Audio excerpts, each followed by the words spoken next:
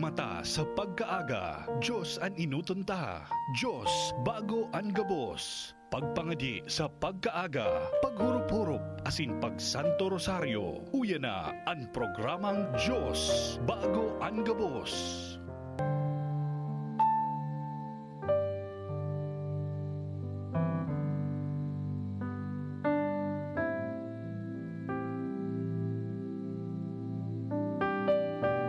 Na aga sa indugabos mga katiwala.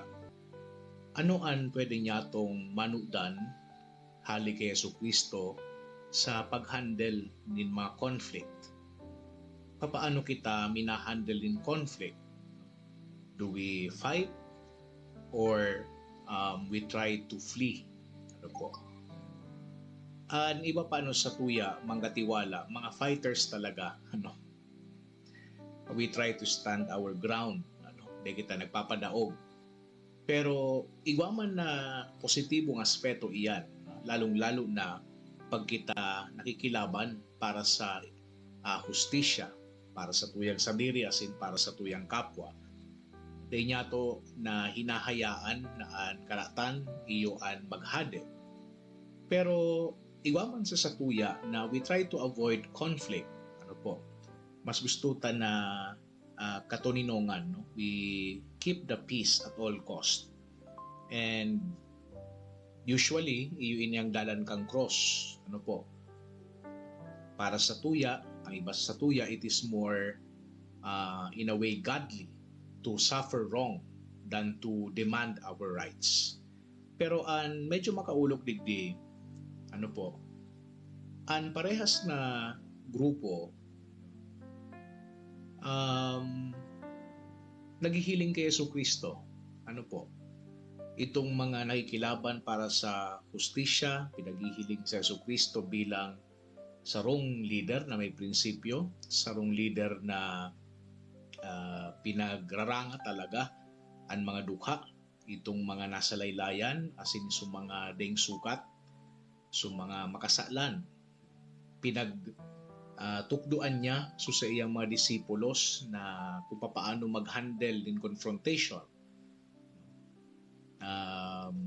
Dinadara niya nakaaging mga ebanghelyo na sa tuyang pinagurupurupan, pinagdadara niya bako ang katuninongan kundi ang espada. Nag-pronounce siya ng mga woes duman sa mga banwaan na di siya pinagsusunod, di nagtutubod sa iya. Pinakonfronta niya sa mga Fariseo, asin sa mga tao na gusto na mag-raot sa iya. Pero sa ngunyan na aldaw na dagog niya to sa Yesu Kristo, abo kaining confrontation, asin nagdulag siya.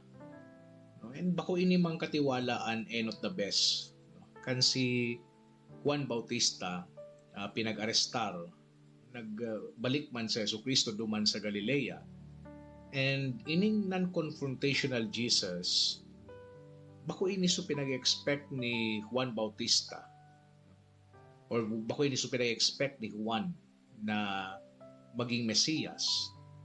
And sa Yesu Kristo, dahil man pinag-salbar si Juan Bautista, nung pinugutanin payo, and sa giraray, nagdulag ang sa tuyang kagurangnan. So, nyata ta siring kaini ang nangyari. Why all this withdrawing? Iba ba yung other side pa sa Yesu Kristo? Iyo ba yung ini suicide ni Yesu Kristo na gentle, mild, and meek na pinagpapara sabi niya to sa mga salit na aki? So, para kay San Mateo, iyo ini. And pinag-quote nga niya so mensahe ni Propeta Isaías manunungod duman sa pagkakaigwa ni tender side kan sa tuyang mahal na Diyos. Para lalong-lalo na duman sa katawuhan na nagtitios. And si Yesu Kristo, iyo ini an kumbaga embodiment kan puso kan mahal na Diyos. So mahihiling niya ito mga katiwala ang contrast kay ini sa kadakol sana ng mga leaders niya to sa tuyang palibot. Si Jesucristo day nakiiwan, as in day nagtaskan sa iyang boses, tanganing makuasa na sa iyang demand. Day niya to nadawog si Jesucristo na siging sugo, na siging demand sa iyang mga para sunod, nagibuho ng araw kining bagay. And very conscious si Jesucristo kan struggle kan mga tao. And iyo ini ang imahen na pinagtataw sa tuya tanganing pag-atid-atidan niya to. So yes, on one hand si Jesucristo nakikilaban para sa hustisya, pero ang laban na iyan at all cost iniiwasan ni Jesucristo na maging violent. Kaya nagpundo siya na kung nahihiling niya na magkukurulugan na, no? And he withdrew at this point. So sa panahon na ini na sa tuyang pinagurupurupan sa Ebanghelyo ni San Mateo, it's time to withdraw when the fight turns to destroying people. No? So if we tend to avoid conflict, hilingon niya to si Jesucristo. As in, manugdan niya to kung paano siya nakikilaban para sa hustisya. So if we tend to fight, hilingon taman si Jesucristo, as in manugdan niya to na magdulag, mag-withdraw. Kung hilingon niya to, importante ang paghiling sa mga collateral damage. Kaipuhan niya to na mahiling kung paano makakaapekto an sa tuyang pakikilaban. So, Jesus, yes, is leading us to justice without war. Na daing physical confrontation.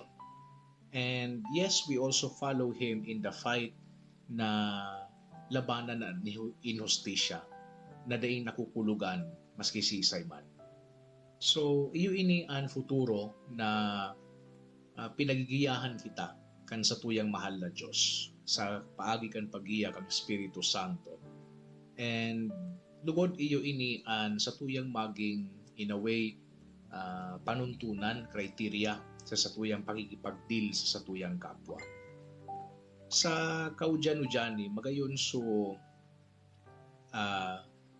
pangadjion, sa satuyang pagtatapos kaining satuyang pagurupuro, pamipion niya to itong tataramon, itong prayer of Saint Francis. Sabi kan pangadjion ni Saint Francis, Lord, make me an instrument of your peace. Where there is hatred, let me sow love. Where there is injury, pardon. Where there is doubt, faith. Where there is despair, hope. Where there is darkness, light.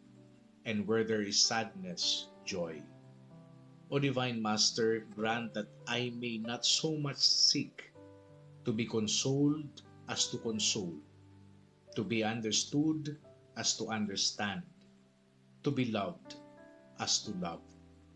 For it is in giving that we receive, and it is in pardoning that we are pardoned, and it is in dying that we are born to eternal life. Amen.